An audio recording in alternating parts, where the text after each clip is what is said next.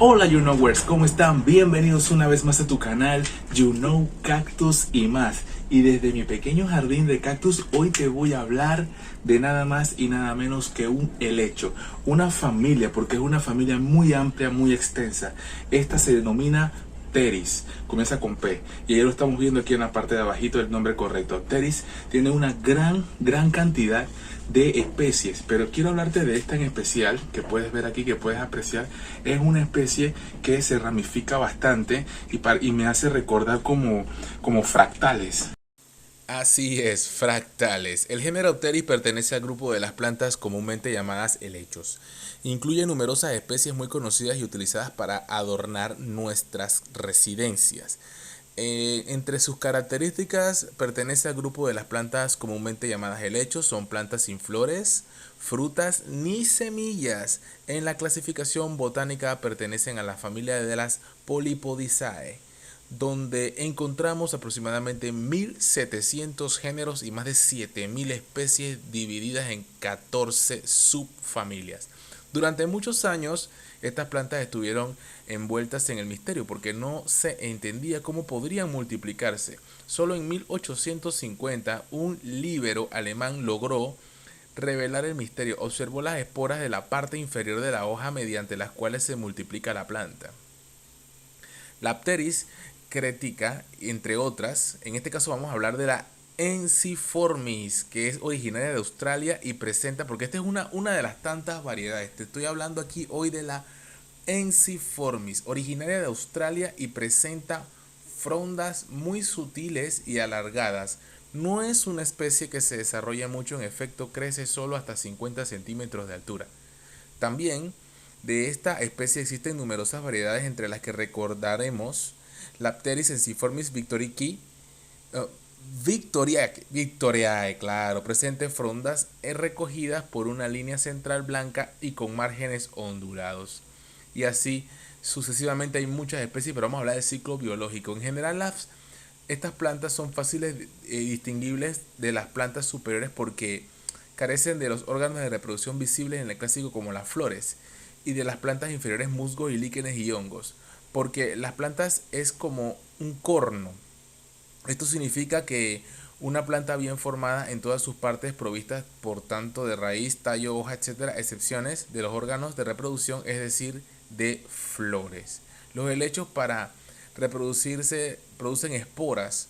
De aquí el nombre esporofito, claramente visible en la parte inferior de las hojas. Las esporas figuran dentro de esporangios, que son cápsulas donde maduran las esporas. A su vez, los esporangios están agrupados en forma llamada soros, ¿verdad? Las esporas es transportada por el viento y cae en el suelo y brota.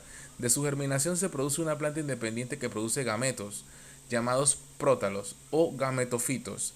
En este prótalo se forman los órganos sexuales anteridios masculinos y argenoideos femeninos, donde maduran respectivamente los anterozoides y las oosferas. En términos generales, esta planta se multiplica con las esporas y es prácticamente manteniendo el ambiente húmedo, va a lograrlo. La técnica de cultivo, el color verde oscuro de la hoja le ayuda en efecto a conseguir la máxima ventaja en cualquier tipo de luz, ya que no florecen. Los helechos no necesitan mucha luz, no tanto como absorben las plantas la flor. Además, en la naturaleza son plantas de sotobosque, por lo que la sombra es un entorno ideal. Los helechos no necesitan una atención particular. Una vez cubiertas sus necesidades, el cultivo es muy simple.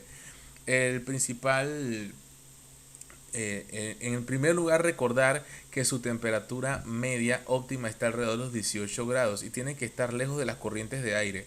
Si ve que el helecho bien sano en lugar donde lo ha situado no lo desplace, significa que ha encontrado un microclima ideal.